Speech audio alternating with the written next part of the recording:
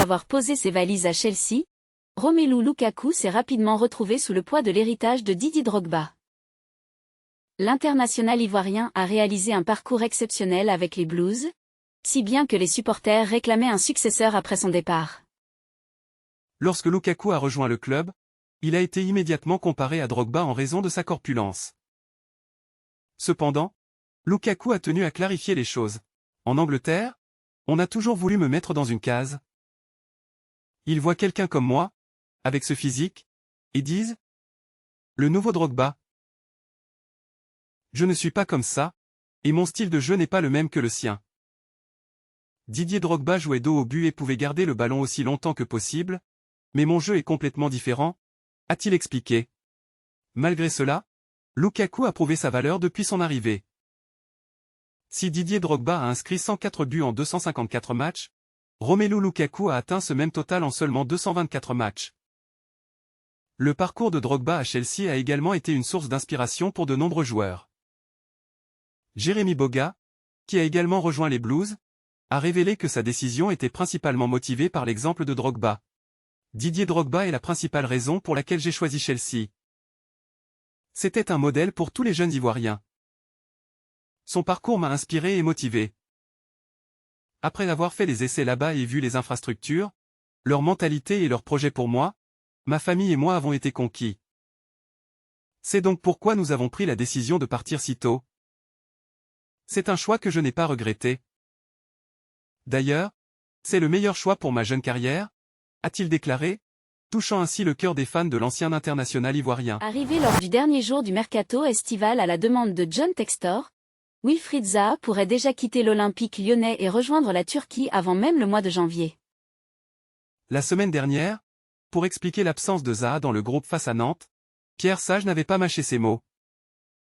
Je lui ai dit qu'on avait recruté Wilfried Zaha, donc qu'on aimerait bien voir Wilfried Zaha, avait déclaré l'entraîneur de l'OL sur RMC, faisant allusion au fait que l'international ivoirien avait manqué une séance d'entraînement. Visiblement, la situation ne s'est pas arrangée. Ce lundi, Olivier Salmon, insider bien renseigné sur l'OL, a révélé que la tension est montée d'un cran.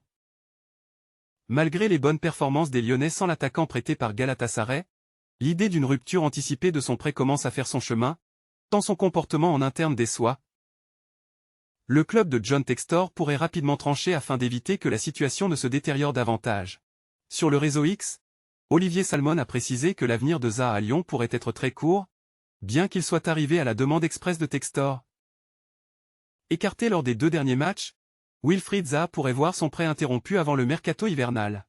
Cela s'explique par un comportement jugé loin d'être exemplaire depuis son arrivée, ainsi qu'un manque d'investissement à l'entraînement. L'OL a déboursé 3 millions d'euros pour ce prêt d'une saison, et devrait revoir ce montant en cas de retour anticipé en Turquie. Les semaines à venir seront décisives, affaire à suivre, prévient le spécialiste de l'OL. José Mourinho est revenu lors d'une interview sur la première fois qu'il a vu Didier Drogba jouer, se rappelant comment il avait immédiatement été conquis par le joueur, même s'il ne disposait pas des moyens nécessaires pour le recruter à l'époque. Drogba lui avait alors répondu de manière inattendue, marquant le début d'une relation spéciale entre eux. Mourinho raconte, Didier Drogba est entré dans ma vie à la 5e minute d'un match de Ligue des Champions, au Vélodrome de Marseille. Je venais à peine de m'asseoir que ce colosse portant le numéro 11 a marqué. Il a célébré ce but comme si c'était le dernier, et le stade s'est enflammé dans un vacarme assourdissant. À la mi-temps, je l'ai croisé dans le tunnel et lui ai dit « Je n'ai pas l'argent pour t'acheter. Mais as-tu des cousins en Côte d'Ivoire qui jouent comme toi ?» Il a ri, m'a pris dans ses bras et m'a répondu « Un jour, tu seras dans un club qui pourra m'acheter. » 6 mois plus tard, j'ai signé à Chelsea, un club puissant, prisé par tous. J'avais plusieurs options de recrutement, mais j'ai dit « Je veux Didier Drogba. » Certains se sont interrogés. Pourquoi lui? Pourquoi pas un autre? Est-il vraiment si bon? S'adaptera-t-il? J'ai simplement répondu « Je veux Didier Drogba. » Quelques jours après, j'ai rencontré Didier dans un aéroport privé de Londres. Cette fois, lorsqu'il m'a pris dans ses bras, son étreinte était différente, marquant une gratitude profonde et une affection sincère. Il m'a dit « Merci.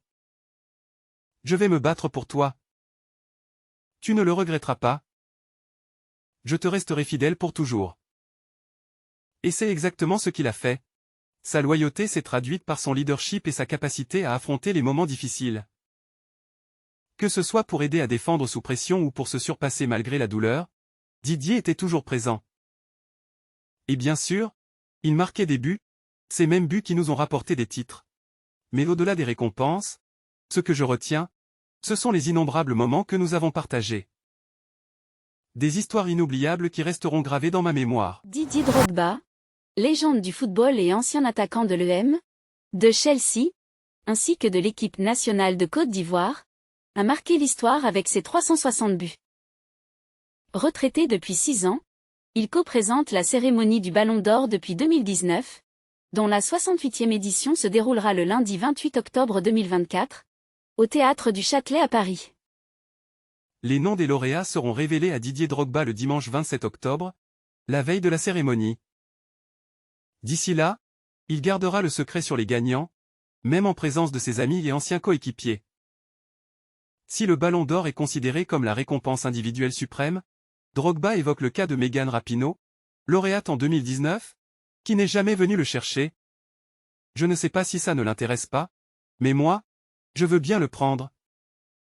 Plaisante-t-il, tout en étant présent sur le plateau de France Info avec le Ballon d'Or de l'américaine.